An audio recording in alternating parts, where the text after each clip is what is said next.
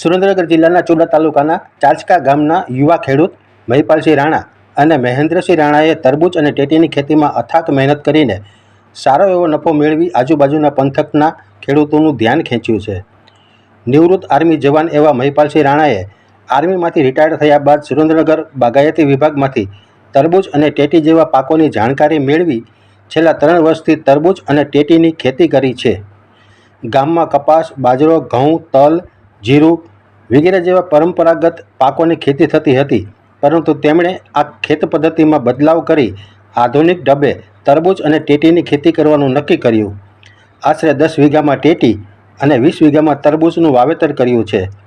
તરબૂચ અને ટેટી એ ખૂબ જ ટૂંકા ગાળાનો પાક છે. માત્ર 3 માસ જેટલા ટૂંકા ગાળામાં મહેનત કરીને તેમાંથી સારું ઉત્પાદન મેળવી શકાય છે અને વાતાવરણ સારું રહે તો વીઘે ₹70,000 થી 80,000નું વળતર મળે છે.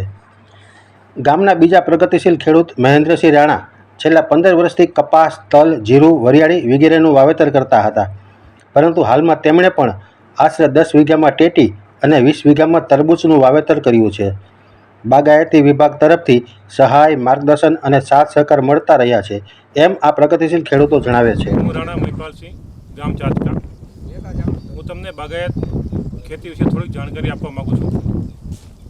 છેલ્લા કેટલાય સમયથી અમારા ગામમાં ટ્રેડિશનલ ખેતી જેમ કે કપાસ, બાજરો, ઘઉં, તલ, જીરું આ બધાનું વાવેતર થતું હતું, પણ છેલ્લા 3-4 વર્ષથી મેં એવું વિચાર્યું કે કંઈક બદલાવ કરી જોઈએ.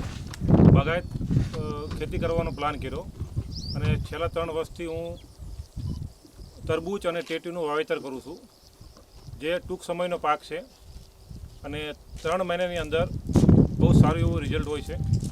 ઉત્પાદન સારું હોય છે અને રિઝલ્ટ અને એના પૈસા સારા મળે છે.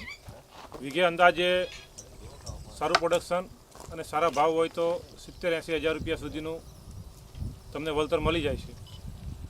અને બીજું, ગવર્મેન્ટ તરફથી પણ ઘણી બધી સબસિડી બાગાયત ખાતા તરફથી પણ તમે લઈ શકો છો. જેમ કે તરબૂચ કરવા હોય, ટેટી કરવી હોય તો મલ્ચિંગ પેપર છે, પછી ક્રોપ કવર, ગ્રો કવર જેને કહેવાય, એ બધા લાભ મેં સુરેન્દ્રનગર બાગાયત ડિપાર્ટમેન્ટમાંથી ઓનલાઈન ફોર્મ ભરી અને ઘણા બધા લીધેલા છે.